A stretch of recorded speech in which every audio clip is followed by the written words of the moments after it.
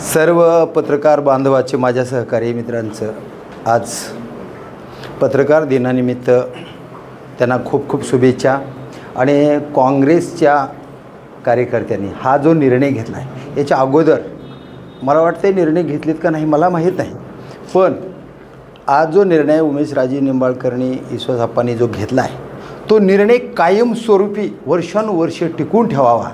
कारण पत्रकार हा एक आरसा आहे आणि म्हणून बाळशास्त्री जांभेकर यांनी दर्पण नाव दिले। दर्पण म्हणजे आरसा। आरशामध्ये आपला चेहरा जसा आहे तसे दाखवणे हे दर्पण काम करत आहे।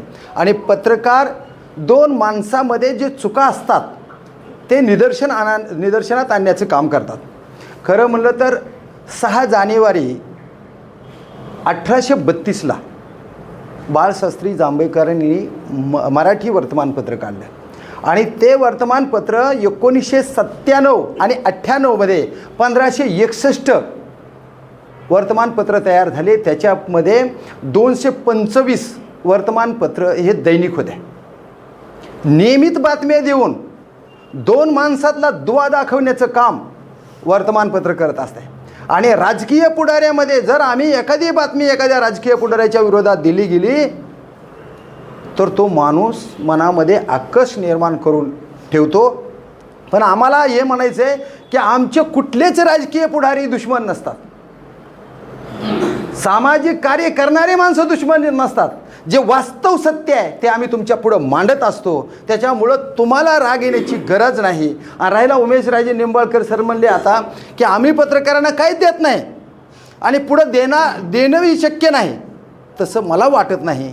उद्या सत्तेत आलं तर तुमचं परिवर्तन होणार आहे आणि पत्रकाराला न्याय मिळणार आहे असंही आम्हाला वाटतं आहे।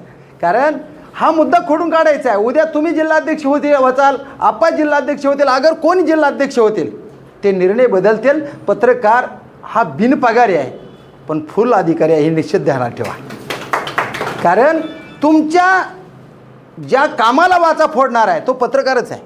आणि म्हणून पत्रकाराला आज तुम्ही शुभेच्छा दिल्यात, त्या शुभेच्छा आम्ही स्वीकारल्यात आणि तुम्ही काँग्रेसचे माणसं जे जे काम करचाल ते आम्ही दाखवण्याचा प्रयत्न करणार आहेत। राणादादा जे काम करतील तेही दाखवणार आहेत, ओमदादा काम करणार आहेत तेही दाखवणार आहेत, कैलासदादा देणार आहेत तेही दाखवणार आहेत। आम्हाला कोणीही वर्ज नाही, कोणीही दुश्मन नाही। जे सत्य आहे ते सत्य आम्ही दाखवणार। एवढंच बोलतो, थांबतो। जय हिंद, जय महाराष्ट्र।